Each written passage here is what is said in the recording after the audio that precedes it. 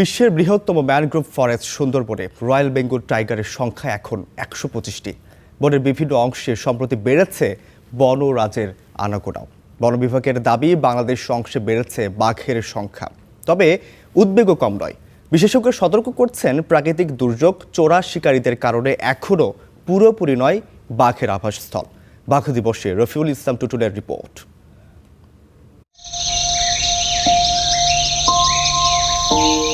সুন্দরবনের গহীনে রাজসিক পদচারণা,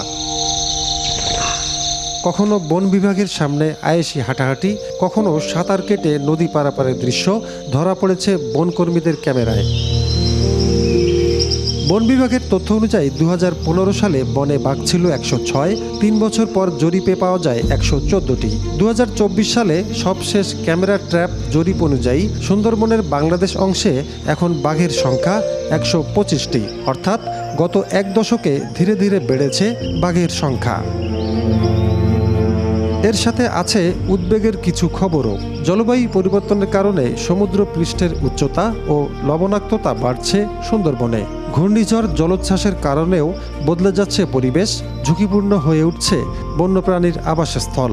সাথে চোরা শিকারীদের দৌরাত্ম্য তো আছেই।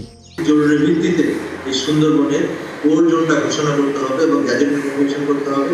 এই কোর জোনে যেন কোনো ধরনের পর্যটন, কোনো ধরনের মৎস্য আহরণ, কোনো ধরনের অপ্রধান বনদ্রব্য আহরণ করা না হয়। তাহলে আমি মনে করি যে সুন্দরবনের কোর জোনে এই পাখির যে বংশবিস্তার, পাখির ব্রিডিং, পাখির চলাফেরা নিরাপদ থাকবে। মনুষ্য এবং জলবায়ুর পরিবর্তনের কারণে বাঘ এবং বাঘের যে খাবার হরিণ এবং বন্য শূকর, এইগুলো অবশ্যই ঝুঁকির মধ্যে আছে। বন বিভাগ বলছে, বাঘ সংরক্ষণে বিভিন্ন ব্যবস্থা নেওয়া হয়েছে। বনরক্ষীদের সক্ষমতা বৃদ্ধি, নজরদারিতে আধুনিক প্রযুক্তির ব্যবহার এবং বনজীবীদের বিকল্প জীবিকার উদ্যোগে এসেছে সাফল্য। বিভিন্ন ক্যাম্পের স্টাফগণ, বিভিন্ন আপনার স্টেশনের স্টাফগণ, তারা বনের এক প্রান্ত থেকে আরেক প্রান্ত পর্যন্ত আপনার হেঁটে যাবে। ভিতরে কোনো আপনার হরিণ বা বন্যপ্রাণী শিকারের কোনো ফাঁদ তারা স্থাপন করেছে কিনা, এগুলো আপনার তারা নজরদারি করবে। এবং এতে দেখা যাচ্ছে যে আপনার ফাঁদে আটকে মৃত্যুবরণ করার আগেই আমরা আপনার বন্যপ্রাণীকে আপনার রক্ষা করতে পারছি। ৬০১৭ বর্গ কিলোমিটার নিয়ে সুন্দরবন। এর বড় সৌন্দর্য royal Bengal tiger. Rafiul Islam Tutul, star news, Khulna.